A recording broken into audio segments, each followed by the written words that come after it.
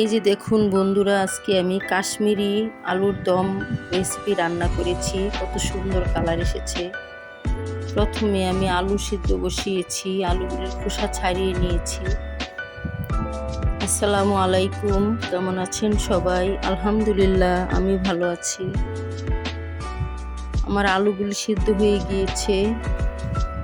এখন আমি একটি ফ্রাই প্যানে পেঁয়াজ আর কাঁচামরিচ ভেজে নিচ্ছি। এটাই আজকের রেসিপির মূল রহস্য। এটা আমি অন্য সিস্টেমে করব। পেঁয়াজ আর কাঁচামরিচগুলো আগে ভেজে নিচ্ছি, তারপর ব্লেন্ড করব।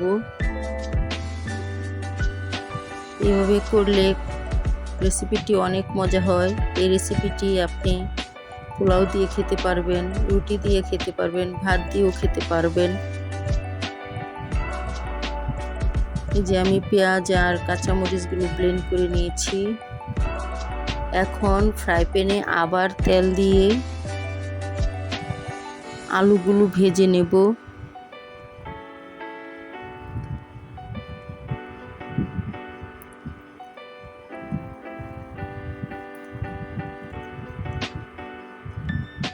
এখানে আমি স্বাদ মতো লবণ দিয়ে দিলাম।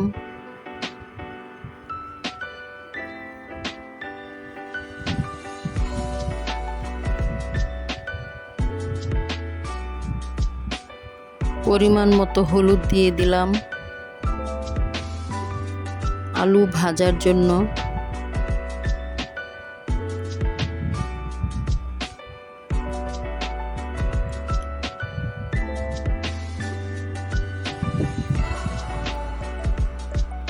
আমার আলুগুলো ভাজা হয়ে গেল।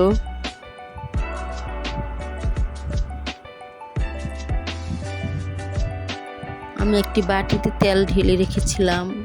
তেলগুলো আবার বাটির তেলগুলো দিয়ে দিলাম। ওখানে পেঁয়াজ আর কাঁচামরিচ ব্লেন্ড করে রেখেছিলাম, সেগুলো দিয়ে দিলাম। হালকা ভেজে নেব। আগেই পেঁয়াজগুলো ভাজা ছিল, তাই বেশি ভাজলাম না। এখন টক দই দিয়ে দিলাম।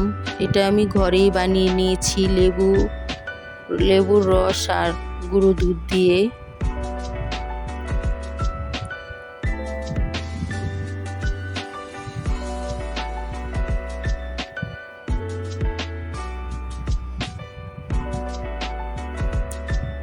পেঁয়াজের বাটিটা ধুয়ে আর একটু পানি দিয়ে দিলাম। এখানে আমি হাফ চামচ হলুদের গুঁড়ো দিয়ে দিলাম, একটু কালার আসার জন্য। আপনারা ইচ্ছা করলে স্কিপ করতে পারেন, সাদাও রান্না করতে পারেন।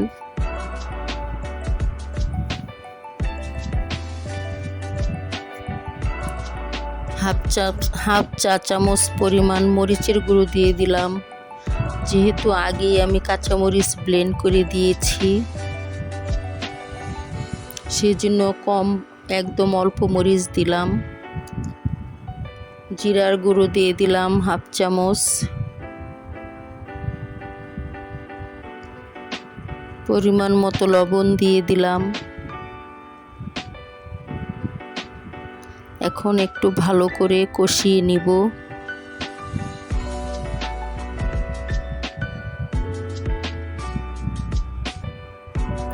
ঢাকনা দিয়ে ঢেকে দিলাম কিছুক্ষণের জন্য।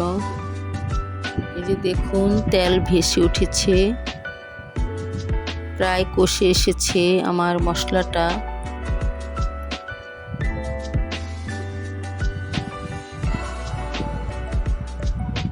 এখন ভেজে রাখা আলুগুলো দিয়ে দিলাম।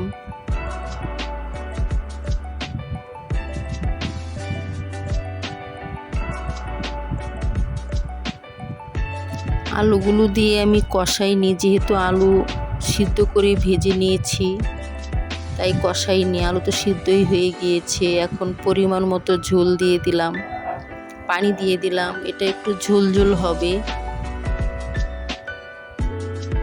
আপনার ইচ্ছা হলে আপনি শুকনো করে ভুনা করেও খেতে পারেন। এটা আমি ঝোল করেছি। এভাবে রুটি দিয়ে খেতে অনেক ভালো লাগে, পোলাও দিয়েও খেতে ভালো লাগবে, ভাত দিয়ে খেতেও ভালো লাগবে।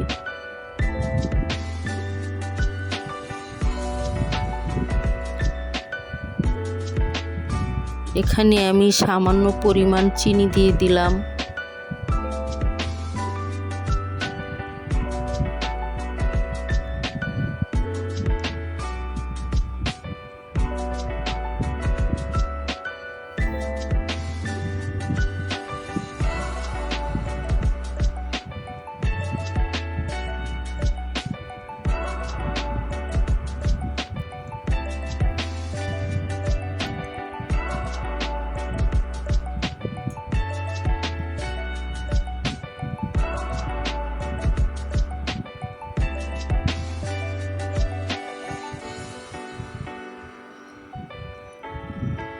আমার রান্নাটা হয়ে এসেছে।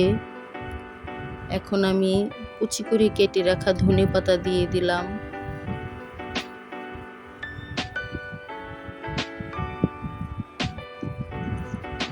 আমি এর চেয়ে বেশি টানাবো না, আর একটু টানাবো। আমার রান্নাটি প্রায় হয়ে এসেছে। একবার বন্ধুরা এই রেসিপিটা তৈরি করে খেয়ে দেখবেন, অনেক টেস্টি হয়েছিল, ভীষণ ভালো লাগবে। সবাই একটু ট্রাই করবেন একবার। সবাই ভালো থাকবেন, সুস্থ থাকবেন। সাবস্ক্রাইব করা না থাকলে আমাকে একটু সাবস্ক্রাইব করে দিবেন। আল্লাহ হাফেজ।